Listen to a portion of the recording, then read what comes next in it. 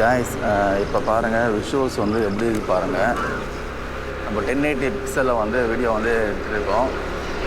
Audio clarity எப்படி பாருங்கள். இது வந்து இன்பில்ட்டாக வந்து இந்த கேமராவில் வர மைக்கு. ஸோ இதோட கிளாரிட்டி வந்து எப்படி இருக்கு பாருங்கள். விண்டு எந்த அளவுக்கு, நாய்ஸ் எந்த அளவுக்கு இருக்குன்னு செக் பண்ணுங்கள். இப்போ நான் பேசிகிட்டு இருக்க ஆடியோ பார்த்தீங்கன்னா இந்த கேமராவில் இன்பில்ட்டாக வர மைக்கில் தான் பேசிகிட்டு இருக்கேன். நாய்ஸ் வந்து எந்த அளவுக்கு கண்ட்ரோல் பண்ணி பாருங்கள். மைக்ரோஃபோன் ப்ளூடூத் மைக்ரோஃபோனில் கனெக்ட் பண்ணி பேசினா இன்னும் வந்து வாய்ஸ் கிளாரிட்டியாக இருக்குது சொல்கிறாங்க. அதுக்கான ஆப்ஷன் வந்து இருக்குது. நீங்கள் வேறு ஏதாவது பெட்டரான நாய்ஸ் கேன்சலேஷன் மைக் வச்சோ நீங்கள் இதை கனெக்ட் பண்ணி பேசலாம். வாய்ஸ் கிளாரிட்டி அந்தளவுக்கு கிளியராக இருக்கும். இந்த Insta360 ஒரே ஒரு ட்ராபேக் என்னென்னு கேட்டிங்கன்னா பேட்ரி லைஃப் தாங்க.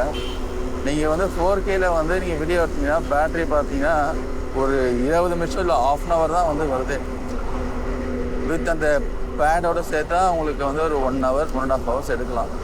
இந்த கேமராவில் இருக்கிற ஃபீச்சர்ஸு, குவாலிட்டி, ஸ்டெபிலைசேஷன்லாம் மிரட்டலாக இருந்துச்சுன்னா இந்த பேட்ரி லைஃப் மட்டும் அட்லீஸ்ட்டு ஒரு 1.5 hours வச்சா நல்லாயிருக்கும். அதாவது இந்த கேமராவில் மட்டுமே 1.5 hours வச்சா நல்லாயிருக்கும்.